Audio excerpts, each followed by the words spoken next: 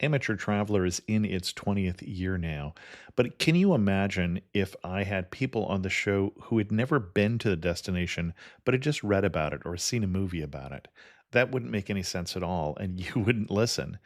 We all know how important it is to receive advice from people who know a destination to get the most authentic local experience. And a great option for experiencing this is Explore Worldwide and their authentic small group adventures, led by local tour leaders, perfect for solo travelers who want to meet like minded people with a desire for adventure. I'm often an independent traveler, but two of my last three trips were with small group tours because they organize everything and it's a lot easier.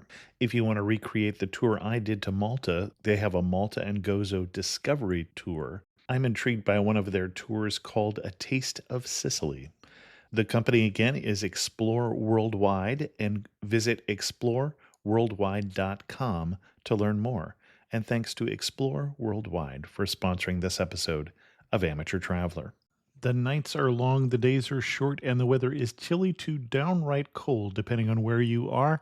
It's a good time to slip into a Quince iconic Mongolian cashmere sweaters, which start at only $50.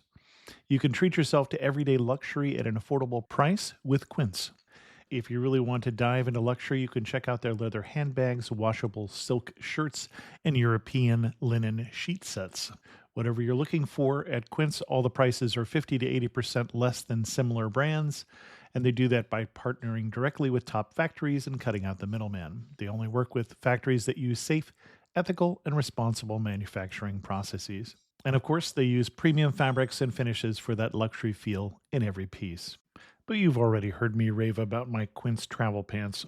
Treat yourself this winter without the luxury price tag. Go to quince.com/traveler for 365-day returns plus free shipping on your order. That's QUINCE.com/traveler to get free shipping and 365-day returns. Quince.com/traveler. And thanks to Quince for sponsoring this episode of Amateur Traveler. Got my bags packed, I'm on a roll. I'm heading out there and I'm ready to go. I'm looking real good in my passport photo.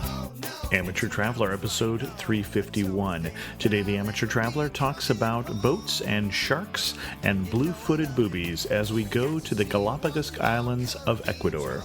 Got to sit in one more cafe.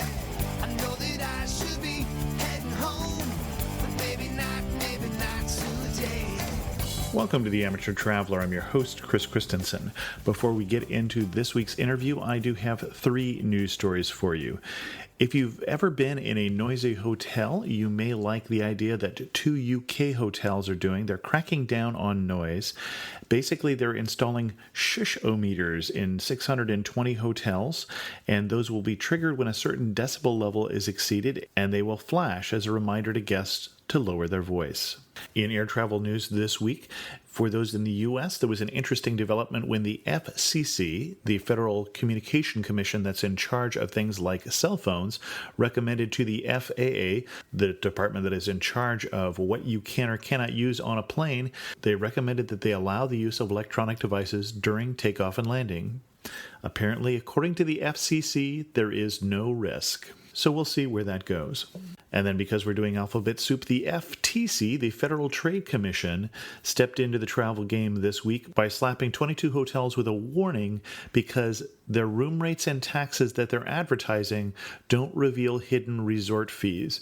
For those of you who, like me, hate resort fees, which are the hidden fees that you discover when you come to the hotel, this is a good development.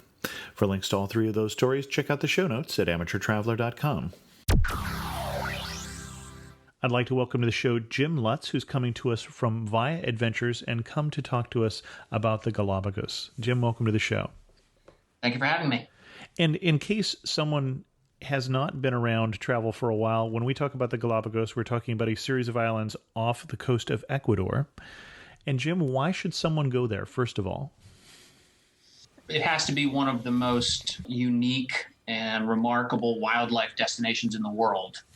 And I think for any person interested in nature travel, wildlife, ecology, natural history, it's really a must-see just because of the uniqueness of the circumstances and the wildlife and the very high percentage of endemic species that exist there, the opportunity to interact with the wildlife.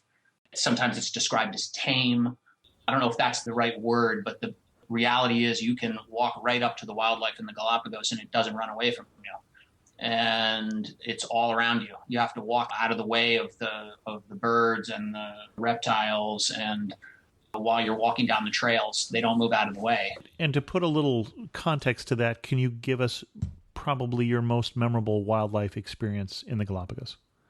My most memorable experience would probably be snorkeling with about probably 10 hammerhead sharks swimming around me. I would say one of them was about 12 feet long, and they were just swimming right around us. And the types of things you can see when you're snorkeling there are really one of the most remarkable things of the experience, with penguins, marine iguanas, sea turtles, various species of sharks. All of these things you can see fairly predictably in the Galapagos as long as you go for long enough. If you don't do too rushed of a trip and you have the opportunity to do several different snorkeling excursions while you're there and have enough time to do them, then you're likely to have these types of encounters with the wildlife. Is it a good idea to be swimming with 12 hammerhead sharks? I don't think that there has ever been a shark attack on anyone, despite how often people swim with sharks in the Galapagos, which is every day. I think there have been one or two attacks on surfers in the Galapagos, but not on tourists traveling around. So it's definitely unnerving when you're doing it. It certainly raises your blood pressure and you feel the adrenaline flowing, but it's apparently safe. So they told me. Okay. You know what they say, it's okay if a shark says you're your friend, but don't ever be its chum. There you go. So what kind of itinerary would you recommend to somebody who is to the Galapagos? Where would we start? How would we get around? And what would we see?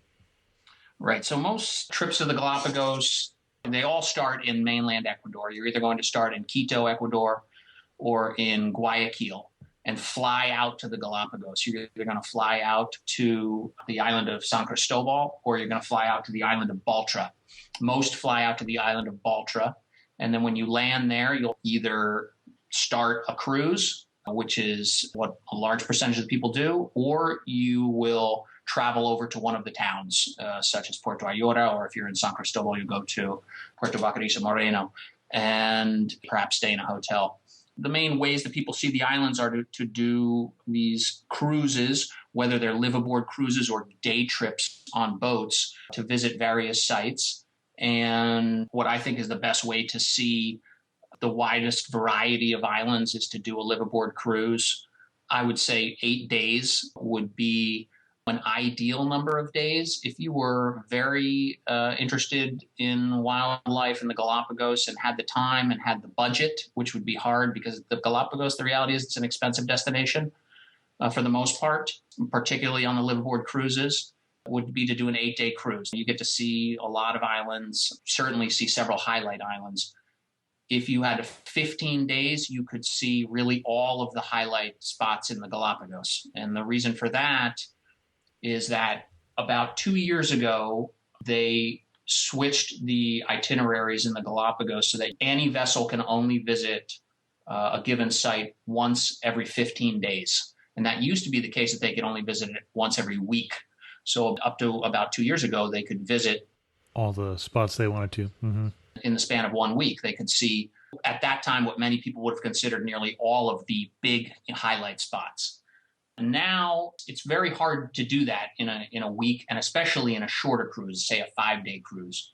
Particularly a 4-day cruise, we would consider to be too short.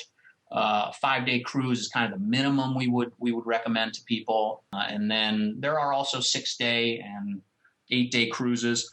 There are various itineraries, all of which are regulated by the Galapagos National Park.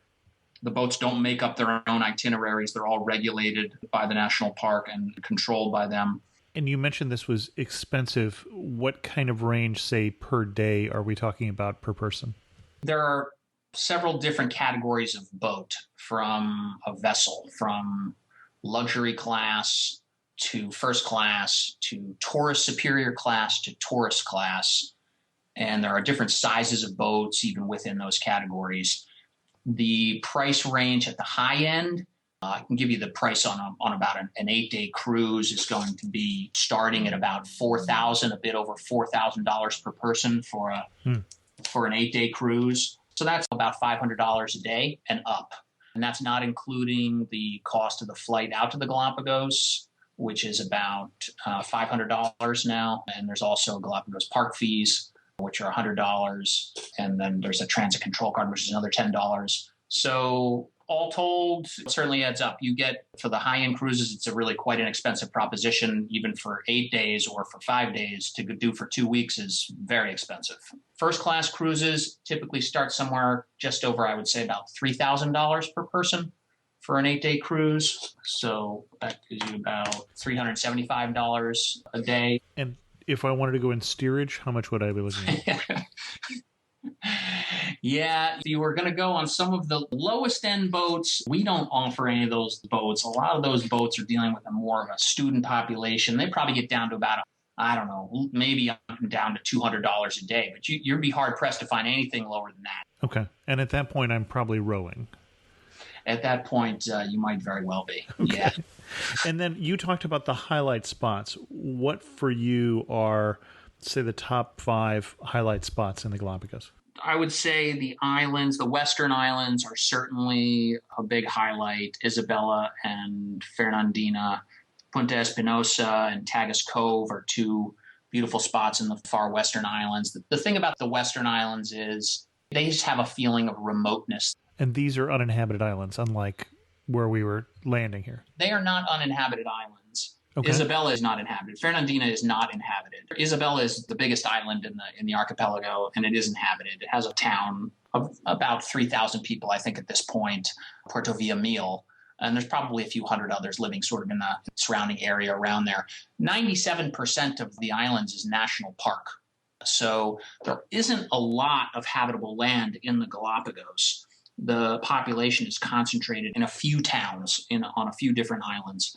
The island of Isabella is very large, and when you get back over to that side, there are some unique things you can see over there and certain types of experiences you are maybe more likely to have, such as the marine life in that area. It's a very good place to see whales. Last time I was there, I saw some killer whales that were chasing. We couldn't quite identify what the actual other whale species was. It might have been humpback, but we weren't really sure. But there are sort of amazing things you can see over there. You can swim with penguins over there. Flightless cormorant is over there, one of the most unique endemic species in the Galapagos. And there's the most active, volcanically, the most active part of the Galapagos. There are eruptions here and there, and at times people have the opportunity to see lava flowing down to the sea and things like that on these itineraries. It does happen here and there, or to see volcanoes erupting. Oh, I didn't realize they were that active. Oh, interesting. Yeah, those 2 islands, I would say, are definitely 2 highlights right there. Another highlight would be Isla Bartolomé and Pinnacle Rock, which is an iconic place in the Galapagos, an often photographed place. Pinnacle Rock is a giant tuff cone that's sort of jutting out of the water. The snorkeling there is exceptional. Another great place to swim with penguins and sharks and to see a wide variety of marine life. Spectacular views from up on the hilltop out over the volcanic landscape of the Galapagos and over to surrounding islands. That's a beautiful place. Other highlights would certainly be Española, where you can see the waved albatross and its mating rituals. That's down in the southern islands.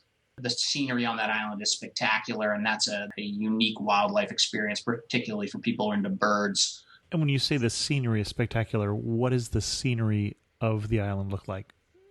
Most of the pictures that I've seen, it looks like a fairly sparsely, in terms of foliage, that there's not a heavy foliage on the islands that I've seen pictures of. The thing about the foliage on the islands is it depends on the elevation. Okay. So around the coast, you don't really have much vegetation generally. Where you'll get thicker vegetation and even get into rainforest is on the islands with higher elevations, including Santa Cruz and Isabella, where you get up to 2, 3, 4, 5,000 feet of elevation. And what you get is a marine layer that provides the level of moisture necessary to have a rainforest on those islands, whereas it's too dry on the coast for that type of vegetation. So what you do get, though, on different islands is spectacular cliff scenery in some places.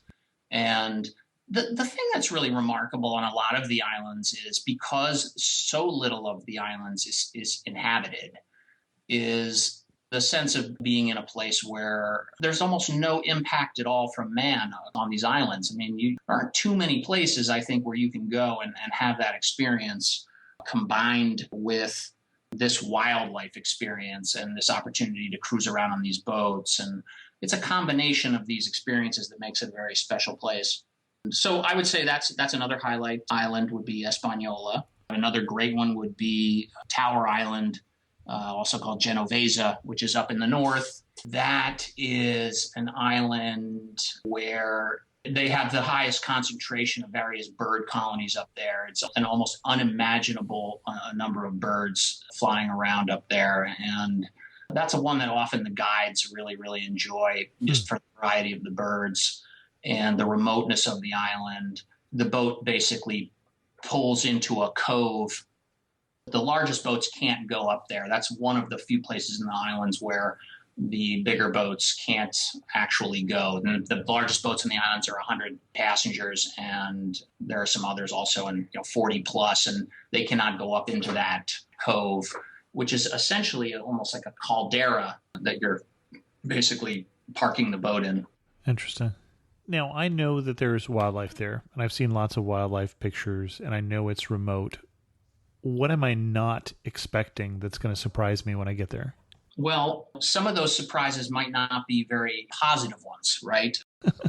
We're not going back to the hammerhead sharks again, are we? Yeah, I think the proximity to the wildlife might not be something that people expect. That's one. Okay. Another one people might not expect is that there are people living there, and significant numbers of people. Well, you were saying 30,000, and I think that did surprise me that it was that high. Right. I think there are about somewhere between probably 25 and 30,000 permanent residents, and then a few thousand more temporary residents, transient residents. The town of Puerto Ayora is a small city at this point. When you get about half a block off of the coast from the bay where Puerto Ayora is situated, it quite quickly feels like many other places in mainland Ecuador.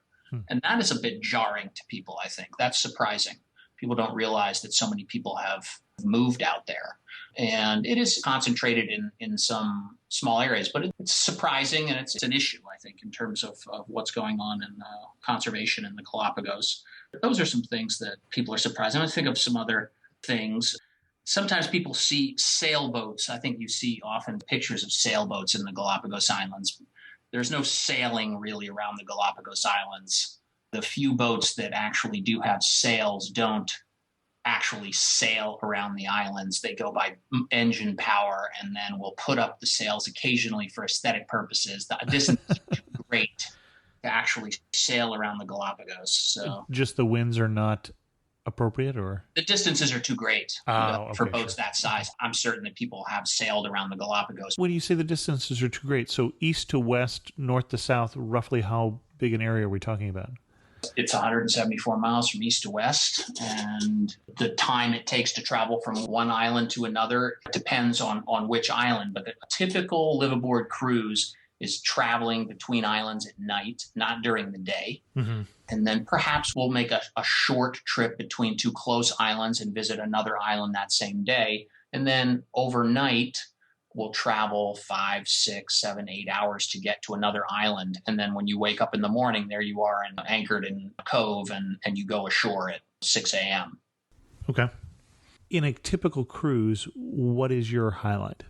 I think the snorkeling is really the big highlight in the Galapagos for me. I love to swim, and I love to be able to get in the water and interact with the wildlife. And when I say interact, you literally can interact with the wildlife there. Without touching anything, you can still interact with sea lions that will play with you in the water. That's quite often one of the highlights of people's trips, if not the highlight. that while you're swimming around, you'll turn and look, and there'll be a sea lion swimming right at your face and then darting around you and swimming circles around you. And then you look to the side and there's a sea turtle. And a few minutes later, you see Galapagos penguin swimming by, or see marine iguanas swimming in the water nearby you. And these are experiences you can't have anyplace else in the world. Of the locals you interact with there, is there one who's left the biggest impression on you? I would say of the people that have left the biggest impression on me in the Galapagos are the guides. Mm-hmm. And I'm not sure I would pick one above all of the others. There are many excellent guides in the Galapagos. The guides in the Galapagos are naturalists by training, and they all now come from Ecuador. It used to be the case that there were foreign guides in the Galapagos, and there aren't anymore. They changed the regulations, so now the guides have to come from Ecuador. And the best guides really bring the destination to life and make the trip. It's true of nearly on any of our trips to any of our destinations that the guides are great guide, great trips. Good guide, good trip. So-so guides, so-so trip. And really, it's pretty true. And the best guides in the Galapagos are ones who, they're not just there to spot wildlife. The wildlife is easy to spot. It's the ones who maintain a sense of perspective about the specialness of the Galapagos. And there's a guide, Bolivar Sanchez. I did my first cruise to the Galapagos many years ago. And he was a person who never seemed to lose his sense of fascination with what he was explaining to people. You can only imagine how many times he's explained these same things to so many people. I completely get what you're saying there. We had a guide in the rainforest in Costa Rica recently, and I think he'd been a guide for 14 years, and he saw a quetzal, and it was like it was his first one. He probably saw one the day before, but he was still that excited about it. And you're right, that makes a huge difference. Yeah. Interesting. They have a real passion for the place, and they understand that they have a real responsibility to explain what this place is about, the specialness of it, the fragility of it, the uniqueness of it, and to give the larger picture of the Galapagos, not just to go through a sort of litany of explanations about how this animal mates, and this is where this animal lives, this is how this bird builds its nest, but to really think of the larger picture of how these animals got there, how they've evolved, the dangers that they face, the interaction between all the different species.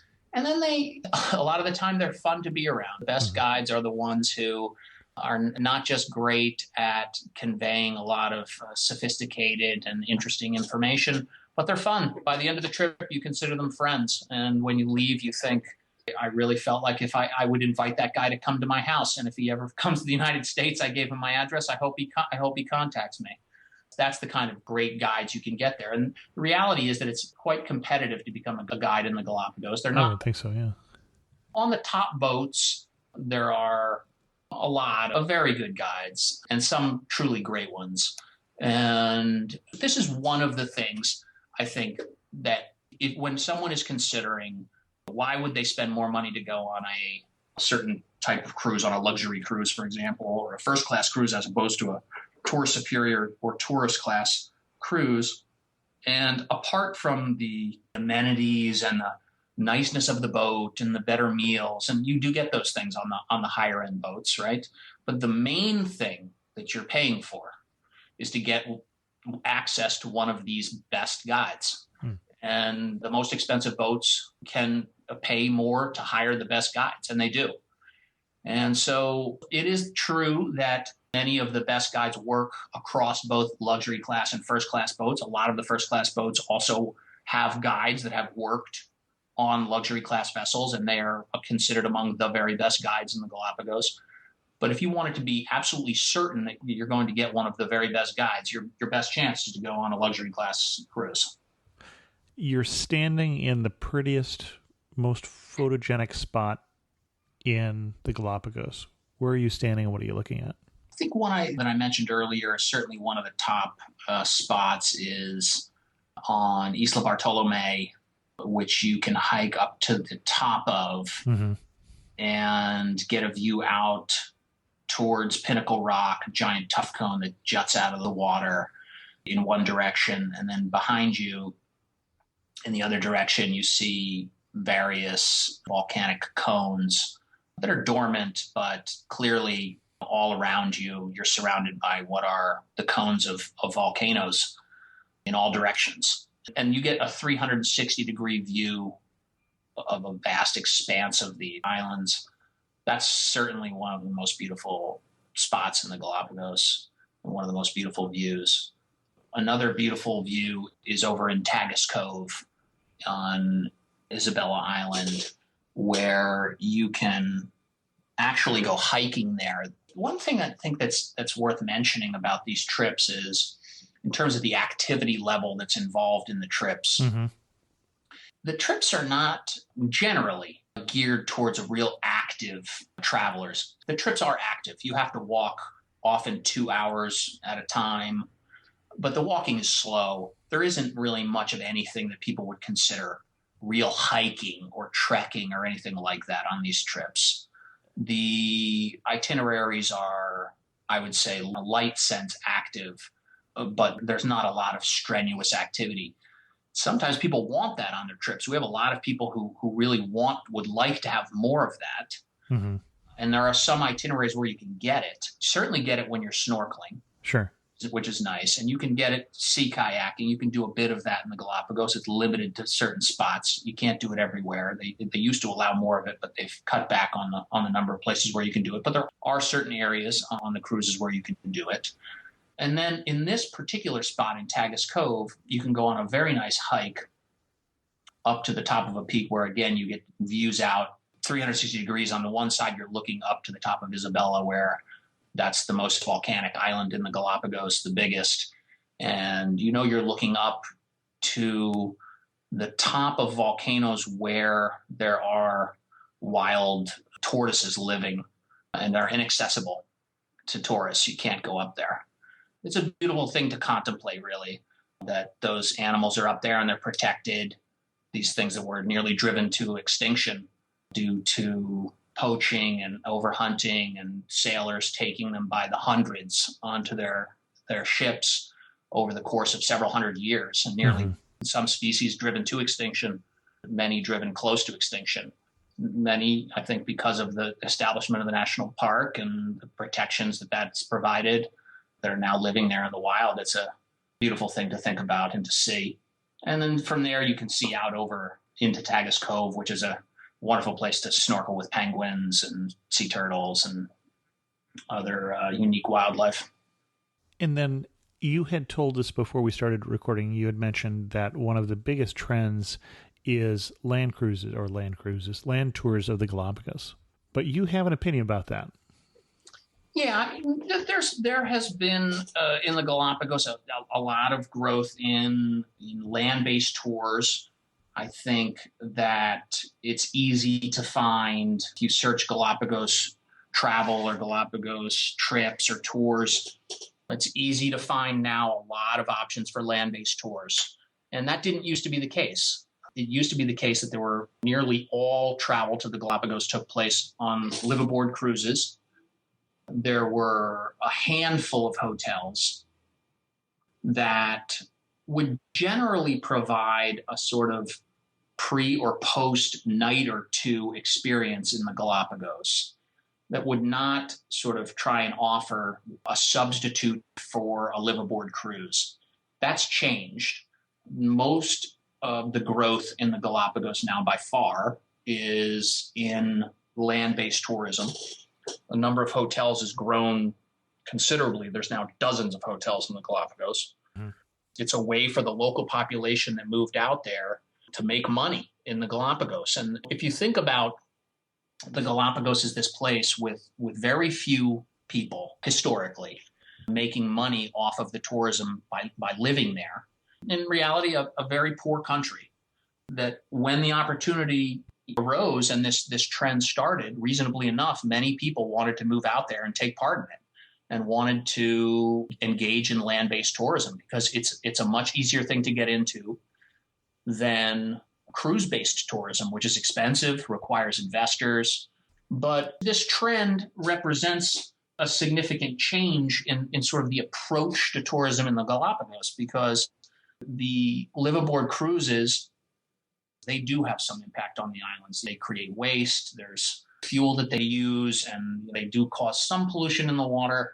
They do end up resulting in some growth in just the sheer number of people going on liveaboard cruises has resulted in there being some development in the infrastructure in the Galapagos, because a lot of the itineraries in the Galapagos have to pass through Puerto Ayora, and the Galapagos National Park Service, which controls all of the itineraries, has for many years required that people go through that town, and they go through the Charles Darwin Research Center, and they end up with some time to go through the town of Puerto Ayora, and they are encouraged to do that. The itineraries are set up so that they, in fact, do that. There's a bay there, Academy Bay, where there are all these boats docked, and there's the Charles Darwin Research Center at one end of town, and then there's all these tourist shops and various hotels, and increasingly more and more hotels. They regulate the hotels now, but over the course of many years, many hotels were built there, and many of them were unregulated. And that was a significant problem because the local population skyrocketed. It doubled over the last 10 years. And for many years, the Galapagos was the fastest growing province in Ecuador, which I think raises some serious questions. Where is this going exactly? What are all of these people going to do long term? They're having families there. Many of these people moved there not to be involved in nature-based tourism or with an environmental ethos. They moved there to make money. And it's very reasonable that they did so. You can understand why they did. But people have to wonder, is this really what you want to promote in the Galapagos, or let continue to grow in the Galapagos? And at what point do you sort of say, okay, this needs to be more highly regulated or even stop? So there might be some argument for, and I think there is an argument to be made, that the number of travelers to the Galapagos should be capped at some point. Now, I was under the impression that the number of people who can go into the national park itself is capped. It's not. Interesting. Oh, okay. That surprises me. It is surprising, and it's one of the things that UNESCO, when they stated that the Galapagos was in danger, World Heritage Site that's at risk, that was one of the things they mentioned, that there aren't controls on the number of travelers to the Galapagos. And they took them off the list, but they continued to highlight, that was something that they mentioned was a concern, that there aren't limits on the number of people that can travel to the Galapagos. And I think that a very strong argument can be made that there needs to be a limit. On the liveaboard cruises for several years now, there have been about 1,800 berths, meaning beds, on all of the boats combined. And that hasn't changed for a few years, and it can't change. A boat just can't start offering tours. It has to be approved. So there seems to be a sort of decision that we're not allowing new boats into the Galapagos and new berths, right? More spaces on the boats. That's a good thing. There's a sort of de facto limit on the number of people that can take cruises, because there's a limit essentially on the number of berths that are available. The number of people traveling on cruises has increased despite the fact that the number has not changed. How is that? Because there are shorter cruises and the boats are operating at higher capacity, right? So there's been growth in the total number of people traveling on cruises, but there is an actual limit to the number of people that can do it, right? And at peak times, there is a limit. The boats get filled up, and then people decide they don't want to go on certain other boats, and there are limits. It's controlled. Whereas land-based tourism, there are no such controls. They have started to try and control the development of hotels.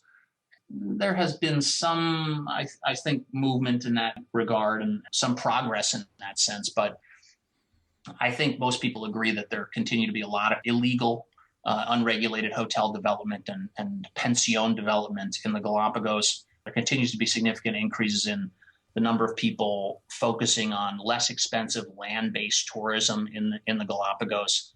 And these are people that are maybe younger travelers They are going there because they can't afford cruises. They are going there to stay in these types of things because they're available.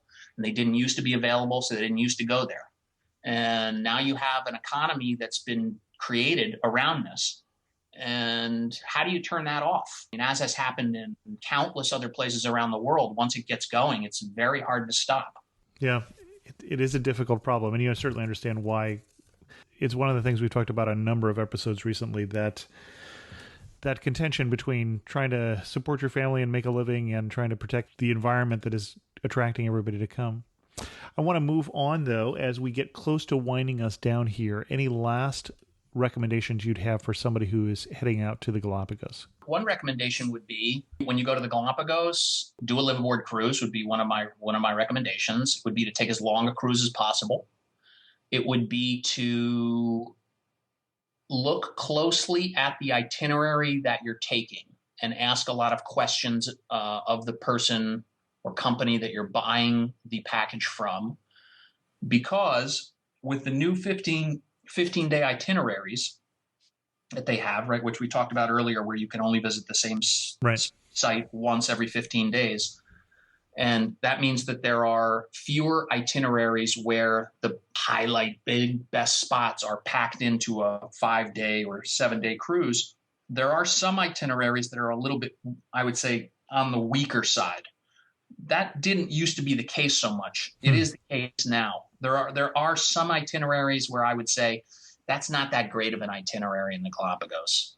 And I think you need to be careful about that. I think you want to try and hit at least a couple of the big spots. There's a reason why those spots are well known.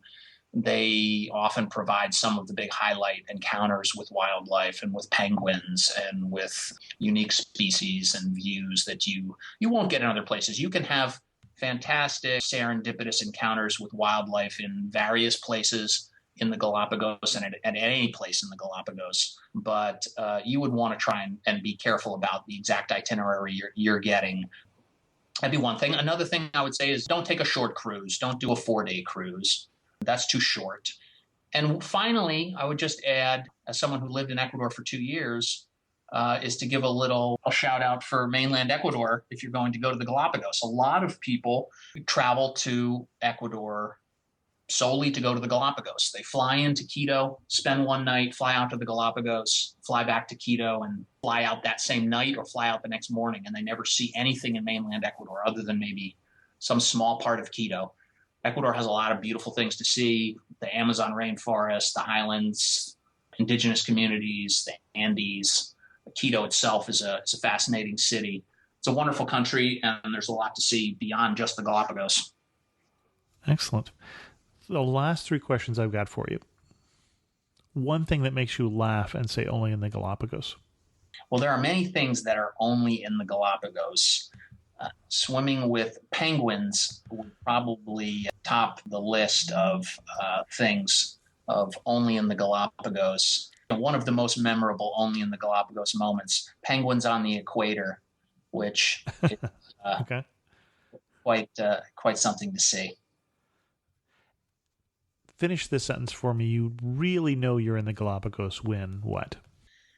You really know you're in the Galapagos when you are walking down the trail and the wildlife does not get out of the way.